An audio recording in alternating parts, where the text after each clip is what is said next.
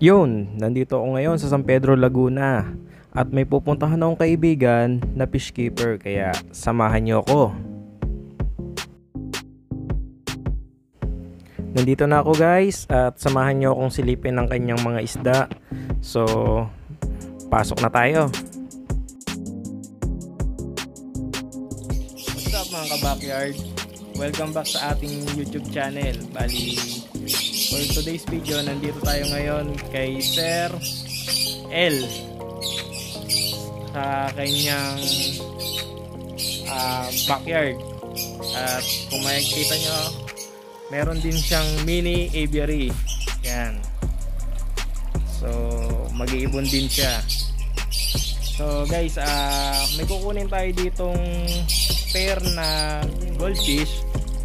At syempre bago natin kunin yan, i-interview muna natin siya kung paano yung mga ginagawa niya pag-alaga sa kanyang mga alagang isda.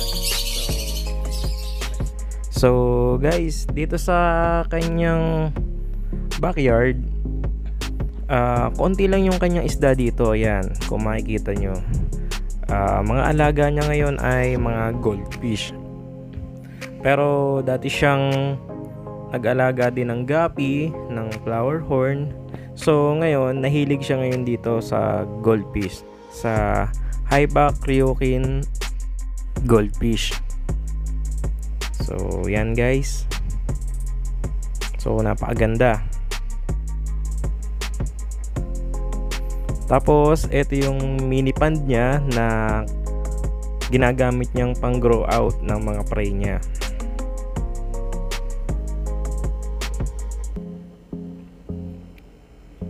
So dito naman tayo sa loob. So yan nga, pinakita ni Sir L ang kanyang mga handfeed. Meron siyang cockatiel, tapos meron siyang African Lovebird. Yan, mga handfeed niya yan. Makakatuwang mag-alaga ng handfeed kasi pag may recall na sila, pwede mo na silang pakawalan at lalapit sila sa'yo.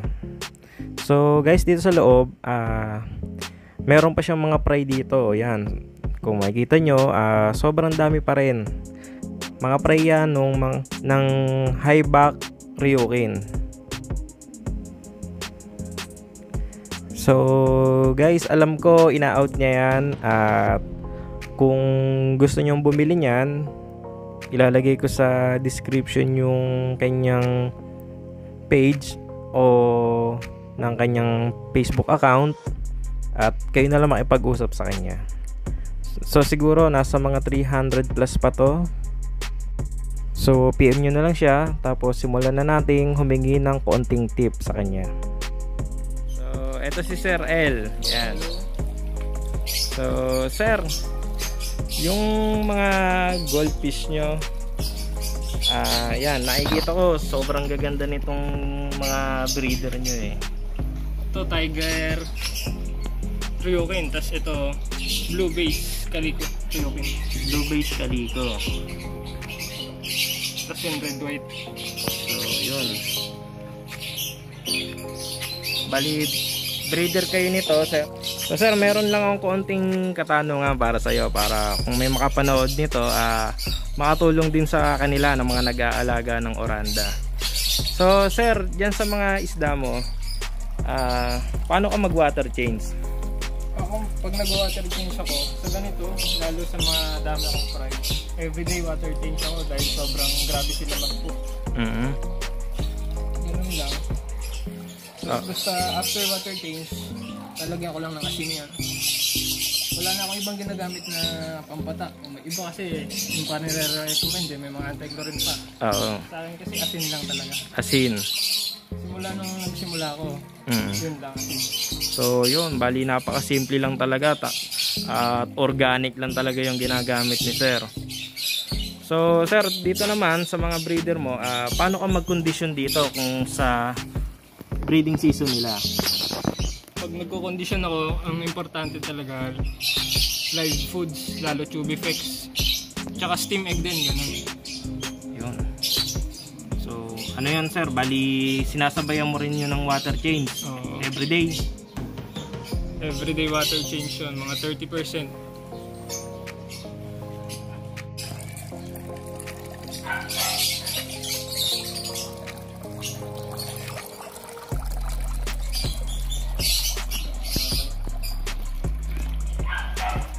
So guys, kung makikita nyo, mayroon siya ditong mga na breed na Ryukin.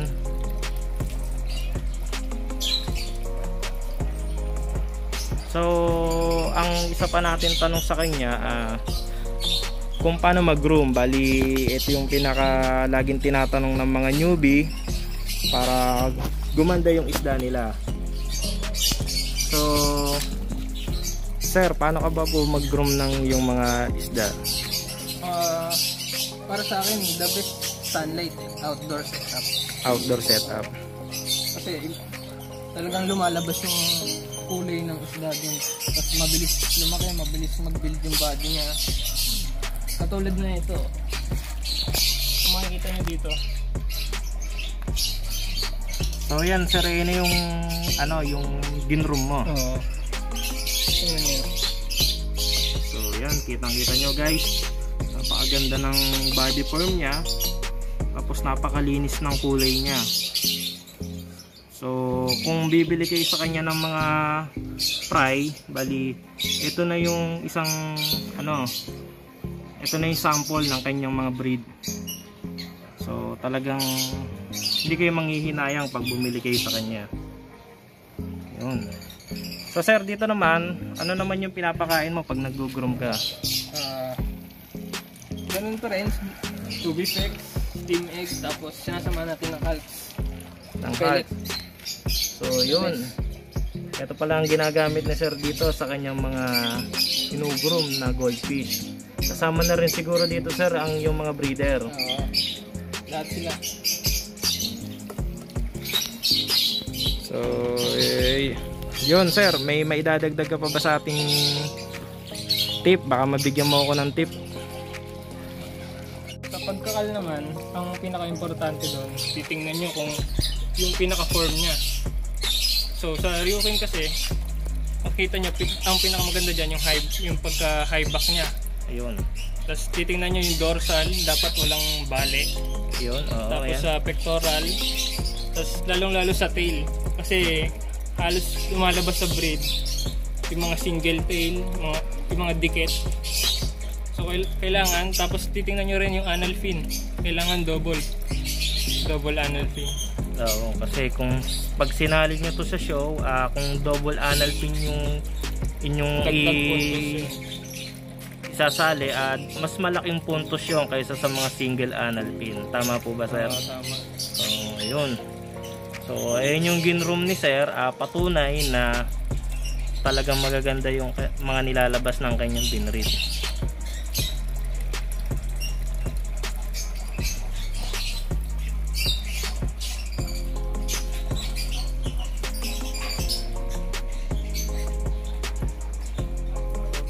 Bali, nabigyan na tayo ng tip ni Sir El kung paano siya mag-alaga ng kanyang mga isda at mag-groom.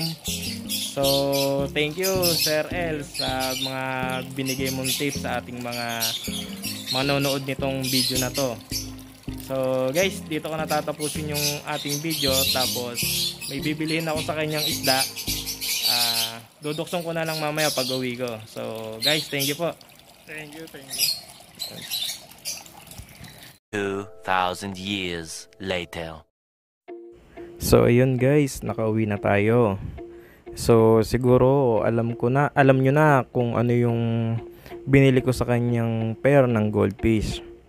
So yan guys, bali yung breeder niya ng highback Ryukin, binenta niya na sa akin dahil magpapalit siya ng bagong aalagaan, or iba naman, bali hindi naman highback, siguro Oranda, Rancho, pero hindi niya sinabi sa akin.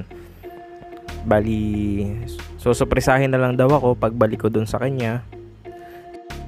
So acclimate ko muna, tapos balik tayo after 1 hour para mapakita ko sa inyo.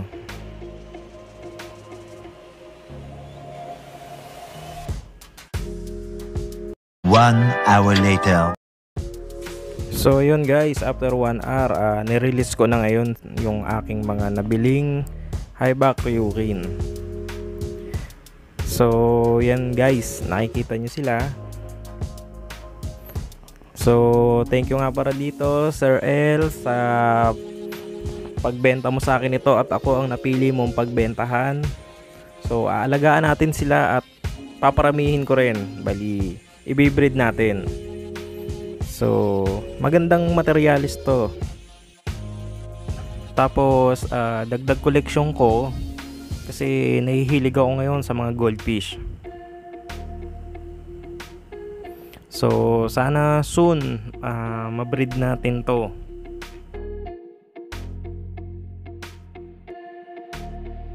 So guys, dito ko natatapusin ang aking video. So please like, comment, and subscribe sa aking YouTube channel.